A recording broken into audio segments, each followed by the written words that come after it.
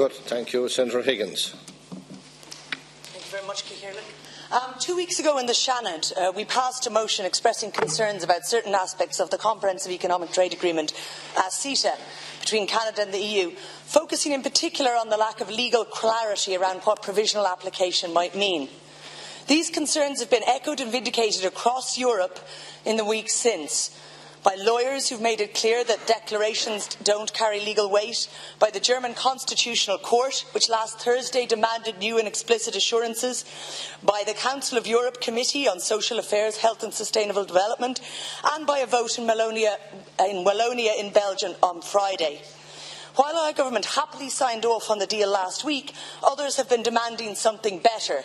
Germany, for example, produced today a new declaration of its own designed to address constitutional concerns.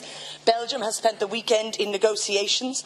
And finally, belatedly, at 9 p.m. last night, we began to hear reports of new text emerging from the European Commission. Text which mentioned the Vienna Convention. Text which included actual legal references. These changes did not come soon enough or go far enough, and provisional application has not been signed at the Council of Ministers meetings today.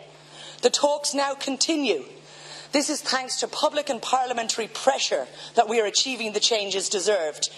We are now told there will be an EU Leaders Summit on the 20th and the 21st of October later this week.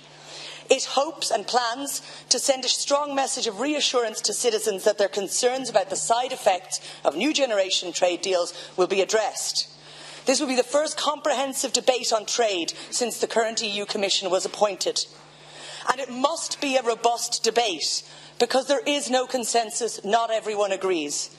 The head of the Commission, Jean-Claude Juncker, said in recent weeks, "The fact is that in the Council of Ministers you have 12 countries in favour of strengthening trade defence instruments and you have 12 countries who do not like the idea." By trade defence instruments he means investor courts. Where does Ireland stand amongst these countries?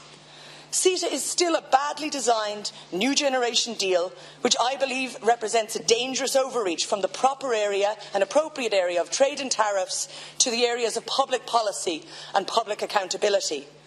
But if there is a chance now to potentially remove the worst element, the investor courts, corporate courts, which can place such huge charge on our public finances, will Ireland seize this opportunity?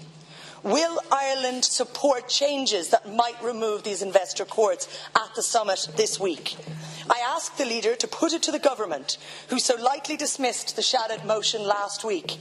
Will they now reflect on the legitimate concerns of this House and the concerns of the Irish public and reflect them at the Summit of Leaders? I note, and this is a compliment to the government, that Minister Naughton today announced plans to ratify, I will finish now, to ratify our climate change commitments. This is a welcome development. But will the government press for good trade deals that support rather than threaten those climate change commitments, that deliver trade while protecting quality, health and workers' rights, and which recognise the public good and public accountability must always remain the bottom line? Thank you very much. Thank you.